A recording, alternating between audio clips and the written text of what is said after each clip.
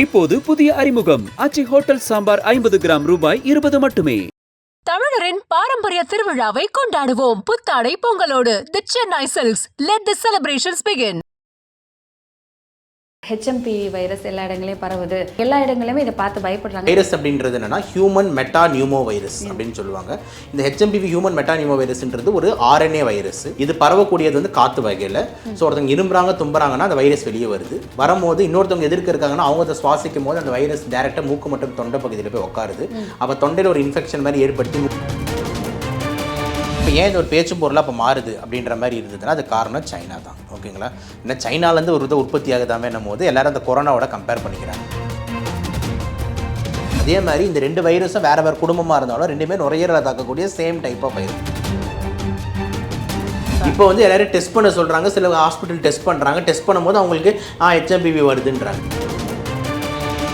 Corona வரும்போது இந்த அளவுக்கு யாருமே பேசலை, யாருமே எதுவுமே பண்ணல. இப்போ பார்த்தா ஒரு வைரஸ் பரவுது, ஃபீவர் வருது அப்படிங்கும்போது அந்த விஷயத்தை எடுத்து பேச ஆரம்பிச்சிருக்கிறாங்க. ஸோ நம்ம எப்போ பயப்படணும் அப்படின்னா ஹெச்எம்பிவி கேஸ்னால வந்து இறப்பு சதவீதம் அதிகமாகுது மேடம். பல பேர் வெண்டிலேட்டரில் இருக்கான், பல பேர் உயிருக்கு போராடிட்டு இருக்கான்னு கோவிடில் பார்த்தோம்ல. அந்த மாதிரி உலகத்தில் இருக்கிற எல்லா ஜியும் சைனா ஜியை பார்த்து கேட்க வேண்டிய கேள்விகள் உண்டு. மோடிஜியில் ஆரம்பிச்சு புட்டின்ஜியிலேருந்து ட்ரம்ப்ஜியிலேருந்து எல்லா ஜியும் வந்து சைனா ஜியை பார்த்து கேட்கணும். நிறைய பேர் இறக்குறாங்க, இந்த வைரஸ் எப்பவுமே உங்ககிட்ட தான் வருது, கொரோனா எப்படி தான் வெளியே விட்டீங்க, இதே மாதிரி இப்போ இந்த வைரஸ் உங்கள் லேபில் ஏதாவது தயாரிக்கிறீங்கன்னு பல்வேறு டிபேட்டபிள் கொஸ்டின்ஸ் இருக்கு. ஆனால் இது உள்ள ஒரு பெரிய சர்வதேச அரசியல் இருக்கு. ஆனால் வணக்கம் சார். வணக்கம் மேடம். சார் எப்படி இருக்கீங்க? நல்லா இருக்கேன் மேடம். Fine sir. ஸோ நிறைய விஷயங்கள் நீங்கள் சொல்லிட்டு இருக்கீங்க. தொடர்ந்து எல்லா இடங்கள்லையுமே தமிழகத்தில் இப்போ ஒரு அச்சுறுத்தல் வந்திருக்கு. ஹெச்எம்பி வைரஸ் எல்லா இடங்களையும் பரவுது, நிறைய பேருக்கு தொற்று வந்துருச்சு அப்படின்னு சொல்லிட்டு ஒரு எந்த அளவுக்கு இது உண்மை அப்படிங்கிறது தெரியல. ஆனால் எல்லா இடங்களையுமே இதை பார்த்து பயப்படுறாங்க. ஹெச்எம்பி வைரஸ் அப்படின்னா என்ன அப்படிங்கிறது ஒரு தெளிவான விளக்கம் கொடுங்க சார். இல்லை, ஃபர்ஸ்ட் ஆஃப் ஆல் வந்து முக்கியமான விஷயம் என்னென்னா, போன வருஷம் நானே ஒரு 10 கேஸ் இங்கே சென்னையில் பார்த்துருக்கேன் ஹெச்எம்பி வைரஸ். ஆமாம், அதுக்கு முன்னாடி வந்து ஒரு 10 கேஸ் பார்த்துருக்கேன். அதே மாதிரி என்னோட சக மருத்துவர்கள் அதர் பல்மனாலஜிஸ்ட் கிட்ட பேசும்போது எல்லாரும் அதே தான் சொல்கிறாங்க, இது எல்லாருமே பார்க்குறது தானே அப்படின்ட்டு. ஸோ இது ஒரு ரொட்டீனாக நம்ம ஊரில் ஆல்ரெடி இருக்கக்கூடிய ஒரு வைரஸ். இது முதல்ல புரிஞ்சுக்கணும். போன வருஷம் நானே ஒரு 10 கேஸ் பார்த்துருக்கேன், மற்ற டாக்டர் எல்லாருமே பார்த்துருப்பாங்களே. ஓகேங்களா? ஒன்று. ரெண்டாவது விஷயம், இப்போ ஏன் இது ஒரு பேச்சும் பொருளாக இப்போ மாறுது அப்படின்ற மாதிரி இருந்ததுன்னா அது காரணம் சைனா தான். ஓகேங்களா? ஏன்னா சைனாலேருந்து ஒரு இதை உற்பத்தி ஆகுதாமே போது எல்லாரும் அந்த கொரோனாவோட கம்பேர் பண்ணிக்கிறாங்க. பயப்படுறாங்களா சார்? கொரோனா அளவுக்கு தாக்கத்தை ஏற்படுத்துமா அப்படின்னு?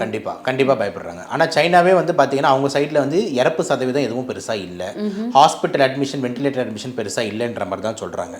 அப்போ சைனாவே அங்கே வந்து கூலாக வந்துட்டு இருக்கும் போது நம்ம வந்து இங்கே ரொம்ப அச்சப்படுத்தி பயப்பட வேண்டிய அவசியம் கிடையாது.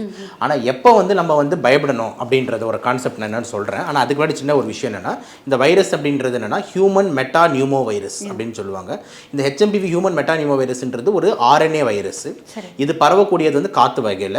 ஸோ ஒருத்தவங்க இரும்புறாங்க தும்புறாங்கன்னா அந்த வைரஸ் வெளியே வருது. வரும்போது இன்னொருத்தவங்க எதிர்க்க இருக்காங்கன்னா அவங்க அதை சுவாசிக்கும் போது அந்த வைரஸ் டேரெக்டாக மூக்கு மற்றும் தொண்டை பகுதியில் போய் உட்காருது. அப்போ தொண்டையில் ஒரு இன்ஃபெக்ஷன் மாதிரி ஏற்படுத்தி மூக்கடைப்பை ஏற்படுத்தி ஒரு தண்ணி தும்மலை ஏற்படுத்தி ஒரு மைல்டு ஜுரத்தை ஏற்படுத்துது. ஒரு 2-3 நாளில் சரியாயிடுது. நம்ம ரஜினிகாந்த் சார் சொல்கிற மாதிரி மாத்திரை போட்டால் 7 நாள், மாத்திரை போடலன்னா 1 வாரம் அப்படின்ற மாதிரி சரியாயிடுது. இவ்வளோ தான் நான் பார்த்துருக்கிறேன் ஹியூமன் மெட்டானிமோ வைரஸோட வேலை. ரொம்ப ரேராக, ரொம்ப வயசு முதியோர்கள் பாப்புலேஷனில், எதிர்ப்பு சக்தி குறைவாக இருக்க பாப்புலேஷனில் கொஞ்சம் கீழே இறங்கி லங்ஸில் போய் நிமோனியாவாக்கி அந்த நிமோனியானால வந்துட்டு ரொம்ப ரேராக ஒரு சில பேர் வந்து இறக்கலாம். ஸோ இப்போ ஒரு ஃபீவர் வந்து பரவிட்டு இருக்கு எல்லா இடங்களையுமே. முக்கியவாசி வந்து குழந்தைகளுக்கும் வயசானவங்களுக்கு ஆஃப்டர் 60 அந்த ஏஜில் இருக்கிறவங்களுக்கும் ஒரு ஃபீவர் பரவிட்டு இருக்கு. நிமோனியா அப்படிங்கிறது தான் சொல்கிறாங்க. இந்த வைரஸ்னால தான் அது வருதா சார்? இல்லை, இப்போ வந்து நிமோனியா இந்த வைரஸ்னால தான் வருதா அப்படின்றது வந்து ஆய்வுக்கு உட்படுத்தணும். ஓகேங்களா? இப்போ யோசிச்சு பாருங்க, இப்போ இந்த வைரஸ் வந்து பொறுத்த வரைக்கும் ஃப்ளூ வைரஸ் இப்போத்துக்கான சீசன் தான். கொரோனா போன வருஷம் பேண்டமிக்கு ப்ளஸ் வந்து அப்படியே வந்துகிட்டு இருக்கு, அதோட சீசன்ஸும் இருக்கு. ப்ளஸ் வந்து ரெஸ்பிரேட்டரி சின்சைட்டில் வைரஸ்னு ஒரு வைரஸ் இருக்கு. அதாவது வைரஸ்ன்னு எடுத்தீங்கன்னா 100 இருக்கு மேடம். புரியுதா நான் சொல்றது? இப்போ பூனை ஃபேமிலின்னு எடுத்தீங்கன்னா பூனை மட்டும் இல்லை, சிங்கம் இருக்கு, புலி இருக்கு, சிறுத்தை இருக்கு, எல்லாமே பூனை ஃபேமிலி தான், கேட்ஸ் அப்படின்னு சொல்லுவோம். அது மாதிரி வைரஸஸ் ரெஸ்பிரேட்டரி வைரஸ்ன்னு எடுத்தீங்கன்னா ஒரு 100 வைரஸ் சொல்லலாம். புரிஞ்சிருச்சா? அப்போ எல்லாமே ஒருத்தவங்களுக்கு ஒன்று வந்துட்டு போயிட்டு இருக்கோம். ஆனால் இதெல்லாம் செல்ஃப் லிமிட்டிங் டிசீஸ், பயப்பட வேண்டிய அவசியம் கிடையாது. இப்போ எல்லாருக்கும் நார்மலாக வந்து சளி இருமல் பிடிச்சிட்டு ஒரு வாரத்தை சரியாயிடுதுல, அந்த மாதிரி தான். ரொம்ப ரேராக அந்த வயதான முதியவர்களுக்கு மட்டும் நிமோனியா வந்து காசு பண்ணுது. இவ்வளோ தான் நம்ம அதில் வந்து யோசிக்கணும். அது மாதிரி இது ஹெச்எம்பிவியா அப்படின்னு நீங்கள் வந்து கேட்குறீங்க அப்படின்னா டெஸ்ட் பண்ணால் தானே தெரியும். புரியுதா நான் சொல்கிறது? இப்போ வந்து எல்லாரும் டெஸ்ட் பண்ண சொல்கிறாங்க, சில ஹாஸ்பிட்டல் டெஸ்ட் பண்ணுறாங்க. டெஸ்ட் பண்ணும்போது அவங்களுக்கு ஹெச்எம்பிவி வருதுன்றாங்க. இதுதான் போன வருஷமே வந்தது. இதுக்கான அறிகுறிகள் என்ன சார்? ஹெச்எம்பிவி இருக்குன்னா என்ன அறிகுறிகள் இருக்கும்? இப்போ கொரோனா இருக்குன்னா மூச்சு விட முடியாதுன்னு சொல்லுவாங்க, சில பேருக்கு விடாத தலைவலி இருக்குது அப்படின்னு நிறைய விஷயங்கள் சொல்லுவாங்க, தும்மக்கூடாது இருமக்கூடாது மாஸ்க் போட்டுக்கணும்னு சொல்லுவாங்க. இந்த விஷயம் இருக்கும், இந்த வைரஸ் பாதிப்பு இருக்கவங்களுக்கு என்னென்ன அறிகுறிகள் இருக்கு? என்னென்னலாம் நீங்கள் கொரோனாவுக்கு சொன்னீங்களோ அதை அப்படியே காப்பி பேஸ்ட் பண்ணி ஒன்று போட்டிங்கன்னா அதே தான். புரிஞ்சிருச்சா நான் சொல்கிறது? அப்போ இதுலேருந்து என்ன தெரியுதுன்னா இதெல்லாம் வைரஸ், ரெஸ்பிரேட்டரி வைரஸ், ஒரே மாதிரி குணத்தை கொண்டுடையது. சிங்கம் புலி வேறு வேறு தான், ஆனால் சிங்கமும் நல்லா வேட்டையாடும், புலியும் நல்லா வேட்டையாடும். புரியுதா நான் சொல்கிறது? சிங்கமும் போயிட்டு ஆடை தான் சாப்பிடும், புளியை போயிட்டு ஆடை தான் சாப்பிடும். அதே மாதிரி இந்த 2 வைரஸும் வேறு வேறு குடும்பமாக இருந்தாலும் 2மே நுரையீரலை தாக்கக்கூடிய சேம் டைப் ஆஃப் வைரஸ். அப்போ வந்து பார்த்திங்கன்னா என்னென்ன சிம்டம்ஸ் இருக்கும்? அதே நம்ம ஆல்ரெடி சொன்ன மாதிரி தொண்டை கரகரப்பு, தொண்டை வலி, மூக்கில் தண்ணி தும்பல், ஜுரம். இதில் நீங்கள் வந்து எல்லாத்துக்குமே இந்த மாதிரி தானே சளி பிடிக்குது. புரிஞ்சிருச்சா நான் சொல்கிறது? அப்போ இதுக்குன்னு தனியாக நீங்கள் ஒன்று பேச வேண்டிய அவசியம் இல்லை. புரியுதா? இப்போதைக்கு நான் அதனால தான் மக்கள்கிட்ட ஏன் இவ்வளோ கேஷுவலாக சொல்கிறேன்னா, பயப்படாதீங்க. நம்மளுக்கு இன்னும் வந்து அந்த மாதிரி வந்துட்டு ஆல்ரெடி நம்ம ஊரில் வந்து இல்லாத இன்ஃபெக்ஷன் கிடையாது. ஹெச்எம்பிவி வைரஸ்ன்றது ஆல்ரெடி நம்ம ஊரில் நம்ம பார்த்த கேஸ் தான். அதனால வந்து இப்போ நீங்கள் ஒன்றும் பயப்படாதீங்க. ஏன் இப்போ இது ஒரு பேனிக்காக மாறுச்சுன்னா சைனானால தான். சைனாவில் ஏதோ இன்க்ரீஸ் ஆகுதுன்றாங்களே, லாக்டவுன் திருப்பி சைனாவில் தான் அந்த கொரோனா வந்துச்சு. அந்த மாதிரி தானே சார் பூம் பண்ணுறாங்க. ரொம்ப ஜாக்கிரதையாக இருக்கணும். இந்த வைரஸ் வந்து ரொம்ப பெரிய அளவில் தானே எல்லாரும் எடுத்து பேச ஆரம்பிச்சிருக்காங்க. கொரோனா வரும்போது இந்த அளவுக்கு யாருமே பேசலை, யாருமே எதுவுமே பண்ணல. இப்போ பார்த்தா ஒரு வைரஸ் பரவுது, ஃபீவர் வருது அப்படிங்கும்போது அந்த விஷயத்தை எடுத்து பேச ஆரம்பிச்சிருக்காங்க.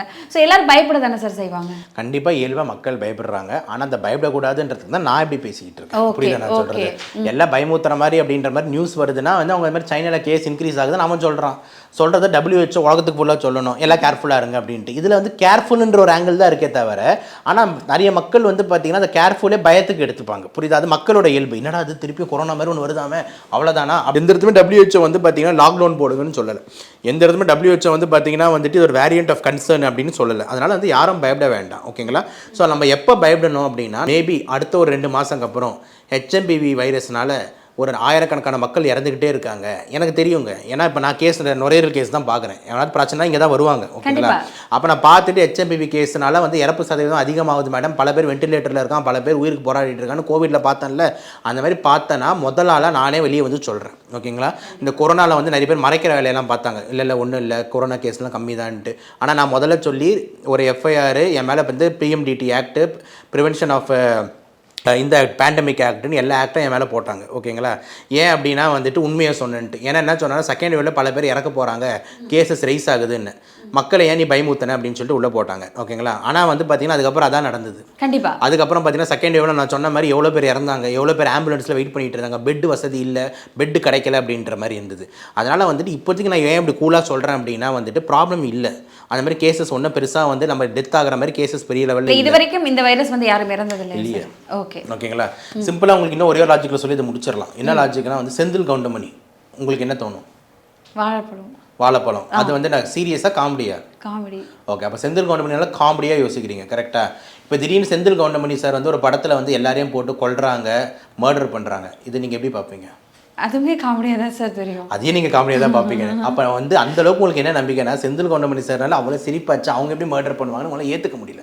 அதே மாதிரி நான் ஒரு நுரையீரல் டாக்டராக ஹியூமன் மெட்டானிமோ வைரஸ்னா இந்த மாதிரி சும்மா வந்துட்டு போகணும் தான் என் மைண்டில் இருக்குது. இது திடீர்னு பல பேர் இப்போ கொல்லுதுன்னா அந்த இடத்துல வந்து சந்தேகத்தை நான் எழுப்புவேன். எப்படிடா இத்தனை வருஷம் ஒன்றுமே பண்ணாதது திடீர்னு இப்போ கொலை பண்ண ஆரம்பிக்குது அப்படின்னு சொல்லிட்டு. எப்படி செந்தில் கவுண்டமணி சார் உங்களால் ஏற்றுக்க முடியல, என்னால் இதை ஏற்றுக்க முடியாது. அப்போ அப்படி ஏதாவது மாறுது, அப்படி ஏதாவது இறப்பு அதிகமாக கண்டிப்பாக டிபேட் பண்ணுவோம். உலகத்தில் இருக்கிற எல்லா ஜியும் சைனா ஜியை பார்த்து கேட்க வேண்டிய கேள்விகள் உண்டு இருக்கு. மோடிஜியில் ஆரம்பிச்சு புட்டின்ஜியிலேருந்து ட்ரம்ப்ஜியிலேருந்து எல்லா ஜியும் வந்து சைனா ஜியை பார்த்து கேட்கணும். எப்படி ஜின்பிங் ஜி இந்த மாதிரி வந்துட்டு திடீர்னு வந்துட்டு நிறைய பேர் இறக்குறாங்க, இந்த வைரஸ் எப்பவுமே உங்ககிட்ட தான் வருது, கொரோனா எப்படி தான் வெளியே விட்டீங்க, இதே மாதிரி இப்போ இந்த வைரஸ் உங்கள் லேப்ல ஏதாவது தயாரிக்கிறீங்கன்னு பல்வேறு டிபேட்டபிள் கொஸ்டின்ஸ் இருக்கு. ஆனால் இப்போ இல்லை. புரியுதா நான் சொல்கிறது? கமலஹாசன் சாரில் சைடில் சொல்லணும்னா உங்களுக்கு புரியாமல் கூட இருக்கலாம். ஆனால் இது உள்ள ஒரு பெரிய சர்வதேச அரசியல் இருக்குது. ஆனால் இதெல்லாம் வந்து நடந்தால் நம்ம அதை பேசுவோம். ஓகேங்களா? நடக்காததுக்கு முன்னாடி நம்ம தேவையில்லாமல் மக்கள்கிட்ட எதுவும் பேச வேண்டாம். ரொட்டீனாக வந்துட்டு போகிற இன்ஃபெக்ஷனாக கூட இருக்கலாம். அதனால பார்த்தீங்கன்னா ஹெச்ஐவி பொறுத்த யாரும் பயப்படாதீங்க, ஜாலியாக இருங்க. கண்டிப்பாக சார், ஒரு தெளிவான விளக்கம் கொடுத்துருக்கீங்க. தொடர்ந்து பேசலாம். நன்றி மேடம். இப்போது புதிய அறிமுகம் ஆச்சி ஹோட்டல் சாம்பார் 50 கிராம் ரூபாய் 20 மட்டுமே. தமிழரின் பாரம்பரிய திருவிழாவை கொண்டாடுவோம் புத்தாடை பொங்கலோடு. The Chennai silks. Let the celebrations begin.